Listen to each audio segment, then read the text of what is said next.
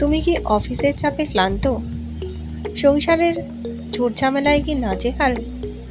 2-3 দিনের ছুটি কি ম্যানেজ করা যায়? তাহলে অবশ্যই চলে আসতে পারো উড়িষ্যা রাজ্যের কেওনঝড়ে।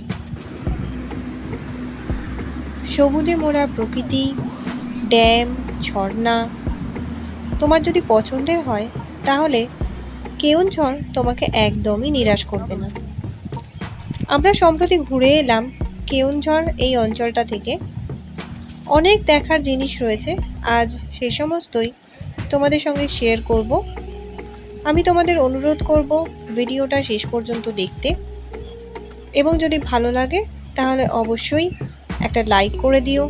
কিছু যদি জানানোর থাকে আমাকে তাহলে অবশ্যই কমেন্ট করতে পারো, এবং তোমাদের বন্ধুদের বা অন্যান্যদের সঙ্গে যদি উড়িষ্যার কেওনঝড়ে আসতে চাও তাহলে তাদের সঙ্গে শেয়ার করে দিতে পারো। দেখতে থাকো আমার এই ব্লগটা।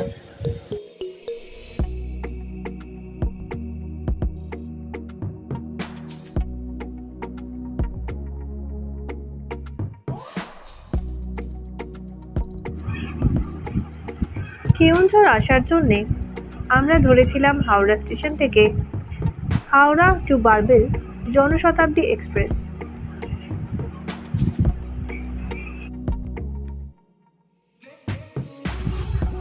জনশতাব্দী এক্সপ্রেস সকালবেলা ছাড়ে 6টা 20-তে এবং সেটা বারবিল পৌঁছয় দুপুরবেলা 1টা নাগাদ।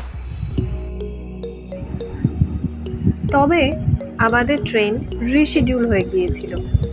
6টা 20 ট্রেনটা ধরবো বলে আমরা যখন রেডি হচ্ছি তখন মেসেজ পেলাম যে আমাদের ট্রেন 6টা 20-তে ছাড়বে না, ছাড়বে সকাল 9টার সময়, এবং যথারীতি সেটা অনেক লেট করে বারবিলে পৌঁছেছিল বিকেল 5টার সময়।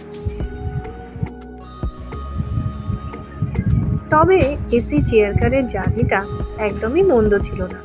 দেখতে দেখতে বেশ সুন্দর আমাদের সময় কেটে যাচ্ছিল। খড়গপুর, ঝাড়গ্রাম, টাটানগর হয়ে অবশেষে বিকেল 5টার সময় আমরা এসে পৌঁছলাম বারবিল স্টেশনে। কলকাতা থেকে আমরা ড্রাইভারকে বুক করে রেখেছিলাম। ড্রাইভার ঠিক সময় বারবিলে চলে এসেছিল আমাদেরকে রিসিভ করার জন্যে। ড্রাইভারের নাম এবং ফোন নাম্বার আমি ডেসক্রিপশন বক্সে দিয়ে দেবো, তোমরা চাইলে দেখে নিতে পারো। এবার আমরা পৌঁছে গেলাম কেওনঝড়ে, একদম শহরের মধ্যে। এই জায়গাটার নাম হচ্ছে গান্ধী চক মোড়।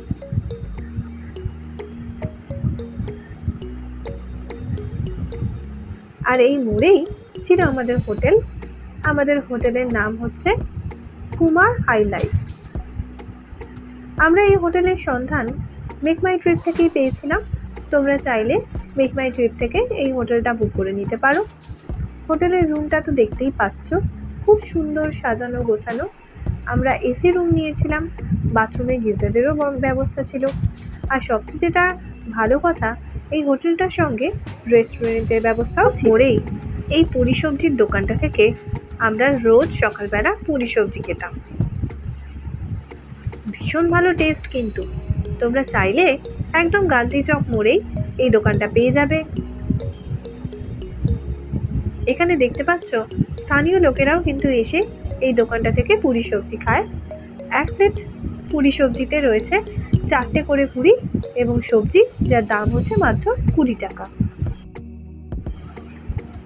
পুরি সবজির দোকানটার পাশেই রয়েছে একটা চায়ের দোকান। আমরা রোজ সকাল বিকেল এই দোকানটা থেকেই চা খেতাম। খুব সুন্দর চা, এই যে ভারী করে চা দিচ্ছে। 1 কাপ চায়ের দাম হচ্ছে মাত্র 10 টাকা।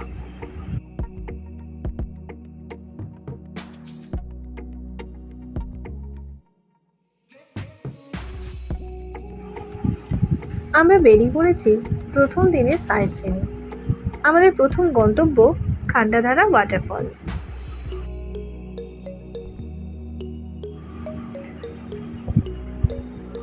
বৃষ্টি পড়েছে, রাস্তাগুলো দেখছো কিরকম চকচক করছে, সেই সঙ্গে গাছের পাতাগুলো। রাস্তার দুপাশ যেন চোখে একদম ভীষণ শান্তি ভাব এনে দেয়। আমরা চলে এসেছি খান্ডাধারা ওয়াটারফলের সামনে।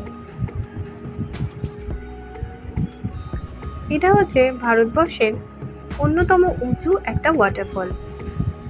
এই যে সিঁড়ি রয়েছে দেখতে পাচ্ছ, এখানে তোমাকে গুনে গুনে 667টা স্টেপ ফেলতে হবে, তাহলে তুমি পৌঁছবে এই ঝর্ণাটার কাছে।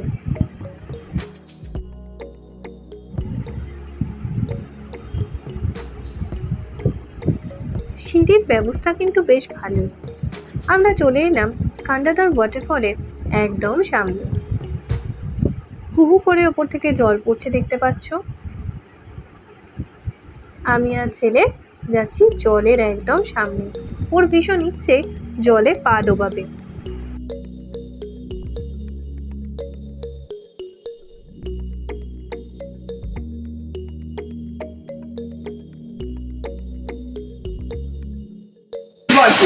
আমরা এখন রয়েছি খান্ডাধার ওয়াটারফলের একদম সামনে। চলো দেখো খান্ডাধার ওয়াটারফলটা কি খুব সুন্দর লাগছে দেখতে।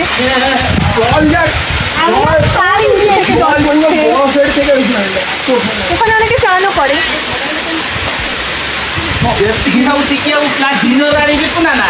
দারুণ লাগে না দেখতে, কি সুন্দর লাগে। আর এখন কি মেঘলা ওয়েদার, এখন বাজে ঘড়িতে ঠিক 12টা, কিন্তু এত ওয়েদারটা এত সুন্দর, চারিদিকে এত সুন্দর মেঘ করেছে যা বলার নয়। দারুণ লাগছে ওয়েদারটা দেখতে, আর সেই সঙ্গে এরকম সুন্দর একটা ওয়াটারফল।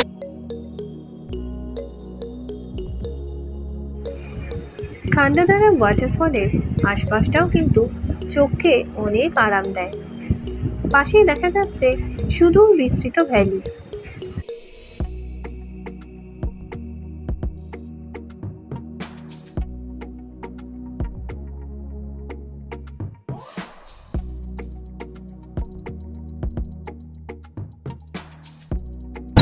খান্ডাধার ওয়াটারফল আমাদের দেখা হয়ে গেছে। এখন আমরা যাচ্ছি সালাকাগড়া ওয়াটারফল আর বড়াঘাগড়া ড্যামের দিকে। ওই যে ফ্লোটিং ফ্লোরটা দেখতে পাচ্ছ, ওর মধ্যে উঠে ফলের একদম সামনে কিন্তু চলে যাওয়া যায়। এটা কিন্তু ন্যাচারাল ফলস নয়, উপরে একটা ড্যাম রয়েছে। সেই ড্যামের থেকে জল যখন ছাড়া হয় তখন এখানে এটা ফলসের মতো পড়ে, তাই জন্য এটাকে বড়াঘাগড়া ওয়াটারফল বলা হয়। তোমরা যারা ছবি তুলতে ভালোবাসো তাদের কিন্তু এই জায়গাটা খুব পছন্দ হবে।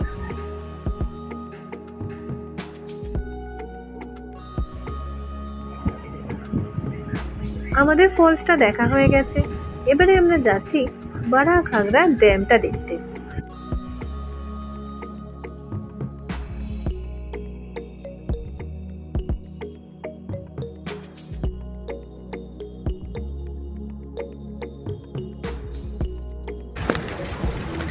আমি এখন যাচ্ছি বড়াঘাগড়া ড্যাম দেখতে।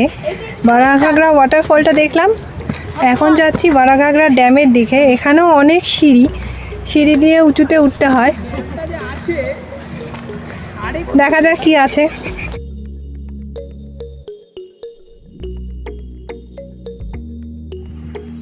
এটা হচ্ছে বড়াঘাগড়া ড্যাম।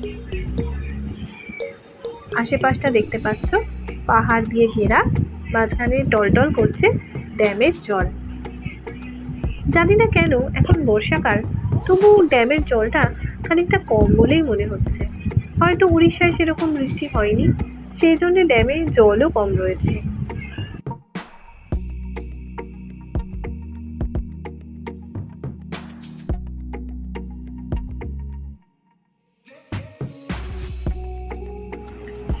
বড়াঘাগড়া দেখতে দেখতেই আমাদের লাঞ্চ টাইম হয়ে গেছে, সেই জন্যে ওখান থেকে ফেরার পথে আমরা ঢুকে পড়লাম এই রেস্টুরেন্টটায়।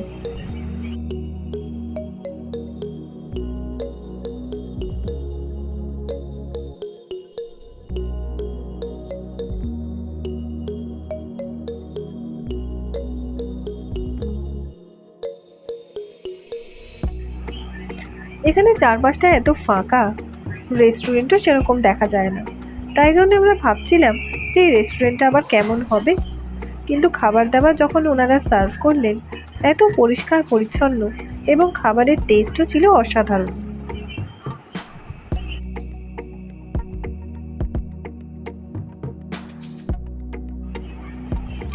লাঞ্চের পরে আমরা চলে এলাম সানাঘাগরা ওয়াটারফলের কাছে। এটা হচ্ছে সানাঘাগরা ওয়াটারফলের পার্কিং এরিয়া। পার্কিং এরিয়াতে ঢোকার জন্যে প্রত্যেক গাড়িকে 100 টাকা করে দিতে হয় এবং এখানে টিকিটের দাম হচ্ছে জনপ্রতি 10 টাকা করে। আমরা এখন যাচ্ছি সানাঘাগরা ওয়াটারফলের দিকে। আর এখানে সানাঘাগরার একটা ড্যাম রয়েছে, সেটা আমরা দেখব প্রথমে। তারপরে আমরা চলে যাব সানাঘাগরা ওয়াটারফলে, যেটা এখানকার মেন ট্যুরিস্ট স্পট। আর এখানে অনেক লোক আসে যারা এখানে পিকনিক করে। যা আসার সময় দেখলাম একটা যেমন বোর্ডে লেখা রয়েছে প্লাস্টিক ফ্রি পিকনিক স্পট। সানাঘাগরার এই যে লেকটা দেখা যাচ্ছে, এর মাঝখানে রয়েছে একটি মহাদেবের মূর্তি, চারপাশটা সবুজে মোড়া। এই লেকের জলে বোটিংও কিন্তু হয়। আমরা যারা কলকাতার বাসিন্দা, শহরের কংক্রিটের মাঝখানে থাকতে থাকতে যখন দম বন্ধ হয়ে আসে, তখন কিন্তু মাঝে মাঝে এই সবুজ অরণ্য প্রকৃতির মাঝখানে এলে আমাদের চোখেরও শান্তি, মনেরও শান্তি।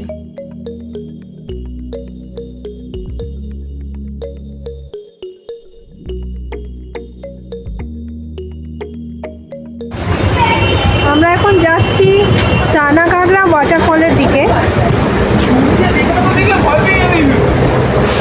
সানাঘাগরা ওখানে ড্যামটা দেখা যাচ্ছে, যেখানে আমরা একটা মহাদেবের মূর্তি দেখলাম। সেখান থেকে এখন আমরা যাচ্ছি ফলসের দিকে।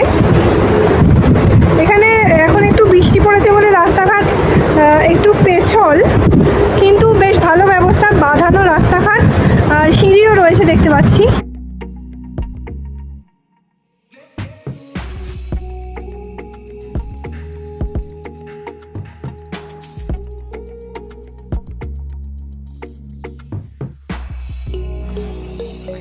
এখানে রয়েছে একটি ছোট্ট পার্ক, বাচ্চাদের সেখানে খেলবার জন্য স্লিপ দোলনাও রয়েছে।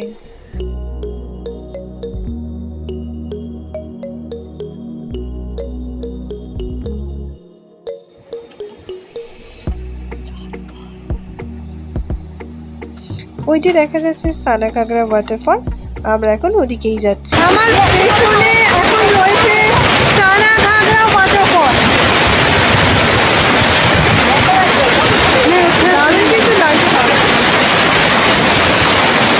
এত জোরে আওয়াজ যে আমার কথাও ঠিকমতো শোনা যাচ্ছে।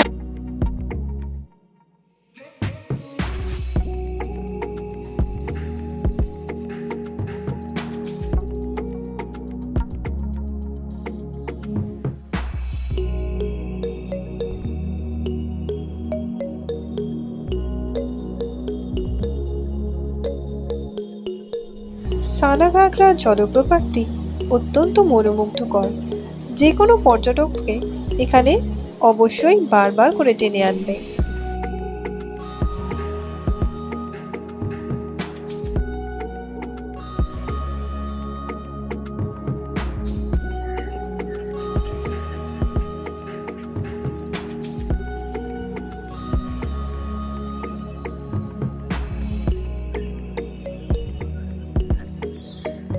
প্রথম দিনের সাইট সিনের শেষে আমরা চলে এলাম এই রেস্টুরেন্টটায়।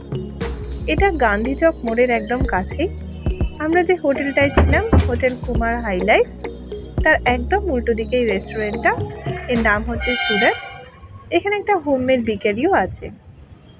বাড়ির জন্যে আমরা এখান থেকে কিছু হোমমেড বিস্কুটও কিনেছিলাম। আর সেই সঙ্গে রাত্রের খাবারের জন্যে আমরা অর্ডার করেছিলাম তন্দুরি রুটি, চিকেন কষা, এগ কষা এবং আমি অর্ডার করেছিলাম একটা অনিয়ন দোসা। খাবারের টেস্ট কিন্তু বেশ ভালো এবং দামও রিজনেবল।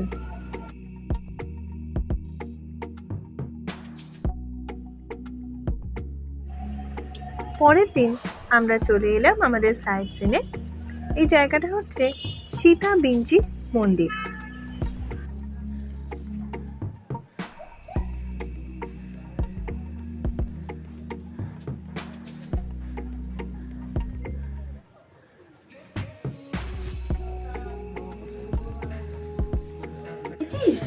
আমরা সীতাবিঞ্জ টেম্পলে এখন একদম উঁচুতে উঠছি,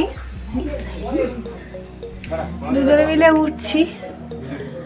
অনেকটা পুরুলিয়ার কথা মনে পড়ছে, তো যারা পুরুলিয়া গেছে তারা অনেকটা রিলেট করতে পারবে। আমরা এখন রয়েছি সীতাবিঞ্জ মন্দিরে। এটাকে লবকুশের মন্দিরও বলা হয়, কারণ শোনা যায় নাকি লবকুশও এখানে এসে বেশ কয়েকদিন কাটিয়ে গেছে। তো এটা অনেকটা ব্যালেন্সিং রকের মতো আর কি, যেটা পুরুলিয়াতে মামা ভাগ্নে পাহাড়ে দেখা যায়। ল্যান্ডস্কেপ তো অনেকটাই ওরকম।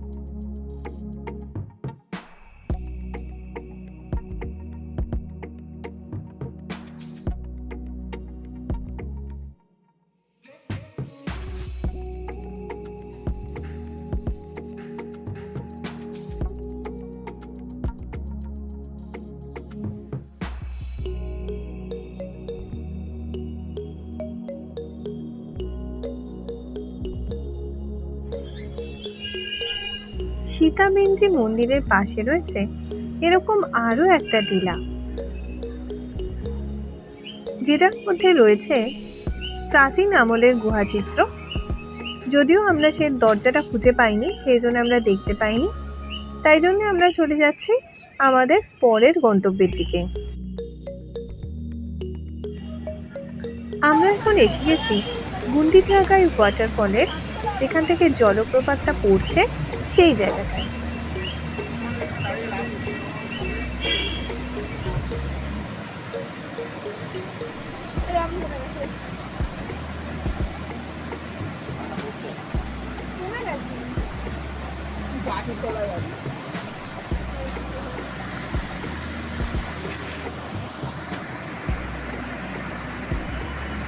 আমরা যখন গিয়েছিলাম তখন এরকম ভীষণ ভারী বৃষ্টি, যদিও তাতে জলপ্রপাতের শোভা আরো অনেক গুণে বেড়ে গিয়েছিল।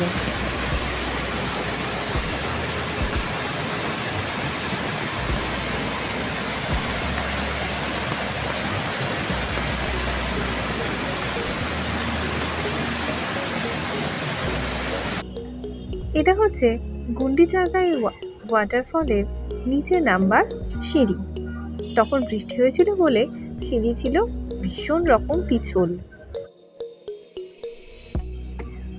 এত সুন্দর একটা মনোমুগ্ধকর জলপ্রপাত, কিন্তু দেখুন কিরকম লোকজন নোংরা করে রেখে গেছে।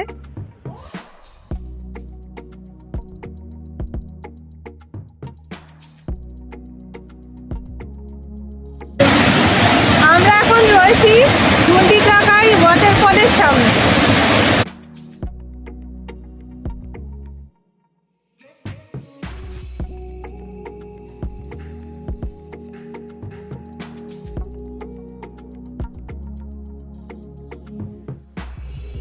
গুন্ডিচাগাই ওয়াটারফল দেখা হয়ে গেলে আমরা চলেছিলাম আমাদের পরের গন্তব্যের দিকে, কিন্তু আমাদের সঙ্গে যিনি ড্রাইভার ছিলেন উনি বললেন আমরা যেন রাস্তায় এই রেস্টুরেন্টটাতে আমাদের লাঞ্চটা সেরে নিই, নইলে আমাদের লাঞ্চ করতে করতে আরও অনেক দেরি হয়ে যাবে।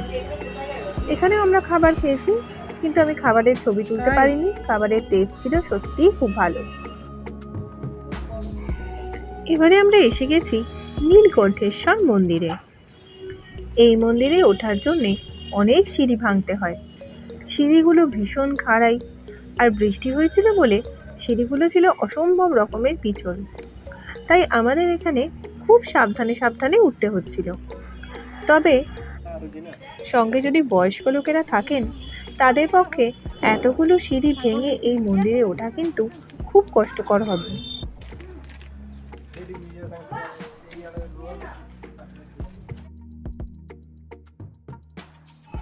তবে কষ্ট করে এই মন্দিরে একবার ওপরে উঠতে পারলে আশেপাশের ভিউ কিন্তু আপনার মন জাস্ট ভরিয়ে দেবে।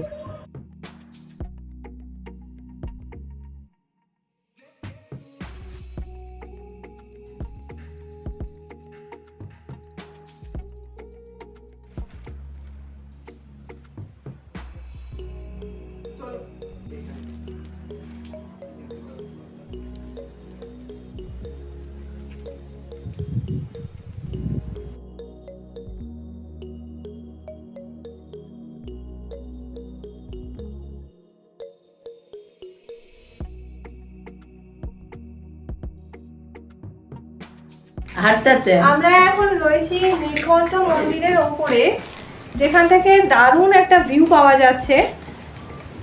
ভিউটা দেখা যাচ্ছে এখান থেকে, দারুণ সুন্দর একটা ভিউ।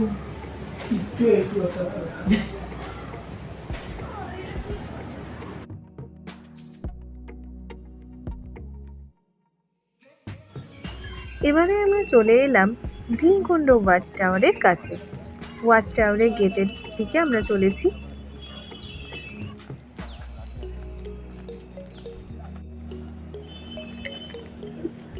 এই ভীমকুণ্ড ওয়াটারফলের সঙ্গে এক পৌরাণিক কাহিনীও কিন্তু জড়িয়ে রয়েছে। শোনা যায় মহাভারতে পাণ্ডবরা যখন বনবাসে গিয়েছিলেন, তখন দ্রৌপদী একবার সূর্যের প্রখর তাপে অতি তৃষ্ণায় কাতর হয়েছিলেন। তখন দ্বিতীয় পাণ্ডব ভীম তার বিশাল গদা দিয়ে ধরিত্রীর বুকে আঘাত করে এই কুণ্ড সৃষ্টি করেছিলেন, যেখানে এখন বয়ে যাচ্ছে বৈতরণী নদী। বৈতরণী নদীর কথা আমরা সকলেই জানি, অতি পবিত্র নদী। মনে করা হয় এই নদী পেরোলেই আমরা স্বর্গলাভ করতে পারি।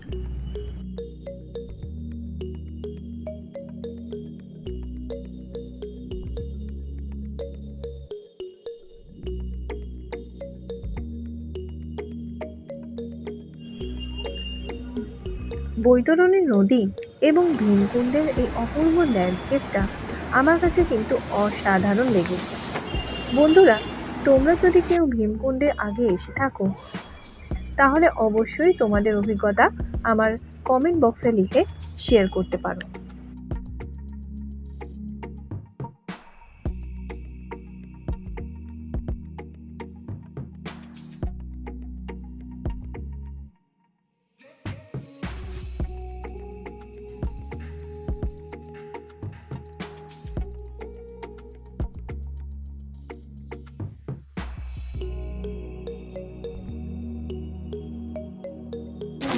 ভীমকুণ্ড ওয়াটারফল থেকে আমরা এখন বেরিয়ে যাচ্ছি। তবে এখানে একটা সমস্যার কথা যেটা না বললেই নয়, হয়তো মানে এইসব জায়গায় এখনও খুব একটা পপুলার ট্যুরিস্ট স্পট নয় বলে এই সমস্যাটা হচ্ছে, সেটা হচ্ছে বাথরুমের সমস্যা। আমরা যারা ট্যুরিস্ট তারা সকালে তো বেরোতে হয় আমাদের সাইট সিন করার।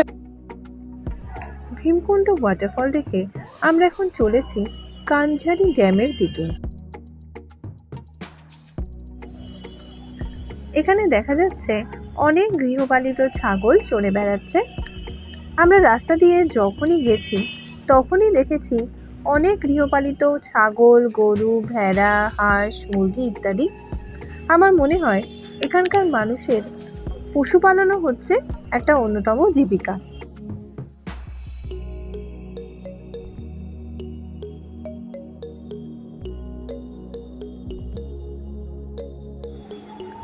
আমরা এখন এসে গেছি কানঝারি ড্যামে। বারাখাগড়া ড্যামের মতনই এই ড্যামটাও চারিপাশে সবুজ পাহাড় দিয়ে ঘেরা।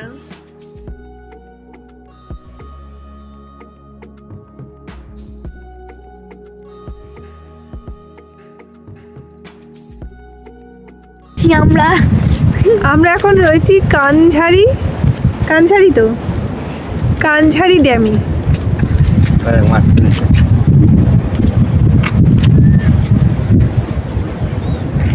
বাবা শোনা যায় একটু।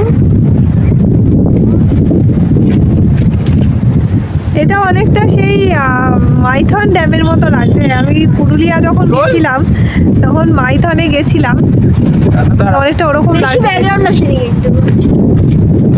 এখন বাজে বিকেল প্রায় 5টা। আকাশে মেঘ রয়েছে, ঝিরঝির করে বৃষ্টি পড়ছে। দারুণ ওয়েদারটা এখন। ল্যান্ডস্কেপটা এত অপূর্ব লাগছে বলে বোঝাবার নয় আর কি।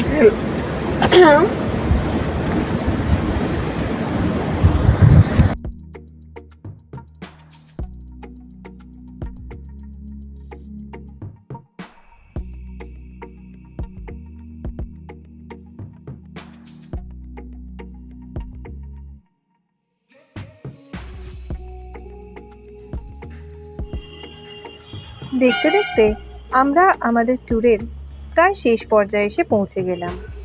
আজকের রাতটা কাটিয়ে ফেললেই আমরা পরদিন ফিরে যাব আবার আমাদের বাড়িতে। আমরা ট্রেন ধরবো বারবেল থেকে, বারবেল টু হাওড়া জনশতাব্দী এক্সপ্রেস।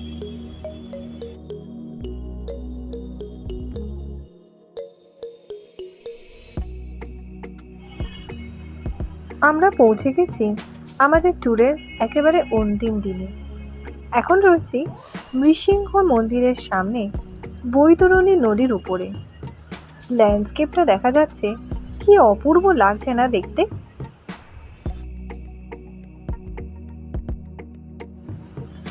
বৈতরণী নদী বর্ষার জলে পুষ্ট নদী।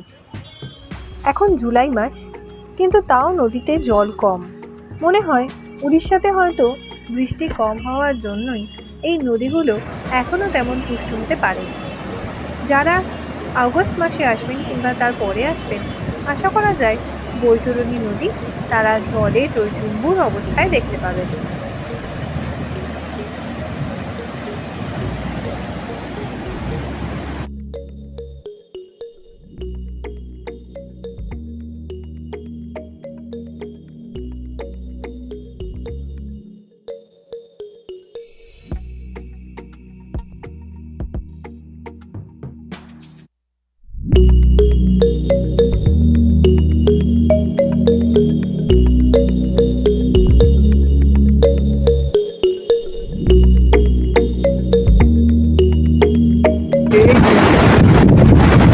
আমরা এখন কেওনঝড় থেকে বারবিলের দিকে যাচ্ছিলাম।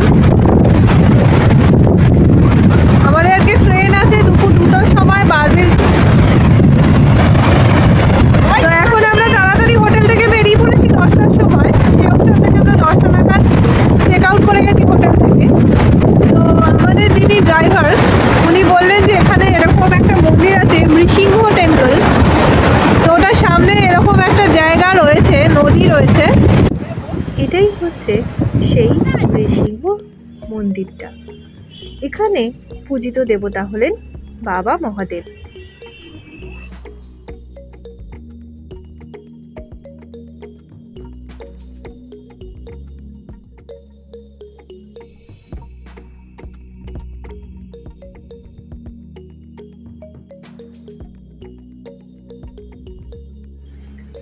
এবার আমরা চলে এসেছি একেবারে শেষ পর্বে। এখান থেকে আমরা ধরবো বারবেল টু হাওড়া জনশতাব্দী এক্সপ্রেস, যেটা এখান থেকে ছাড়ে দুপুর 2টোর সময়। আমরা এখন বারবেল স্টেশনে দাঁড়িয়ে আছি বারবেল টু হাওড়া ট্রেন জনশতাব্দী এক্সপ্রেসটা ধরবো বলে। এখানে একটা কথা বলে দিচ্ছি যে আমার দোকান এখানে কিছু নেই। ক্লান্ত শরীর আর সতেজ মন নিয়ে আমরা আবার চড়ে বসেছি জনশতাব্দী এক্সপ্রেসের মধ্যে। আমরা ফিরে যাচ্ছি আমাদের বাড়ি। ভিডিওটা কেমন লাগলো সেটা কিন্তু অবশ্যই আমাকে কমেন্ট করে জানাবেন, আর ভালো লাগলে একটা লাইক করে দেবেন।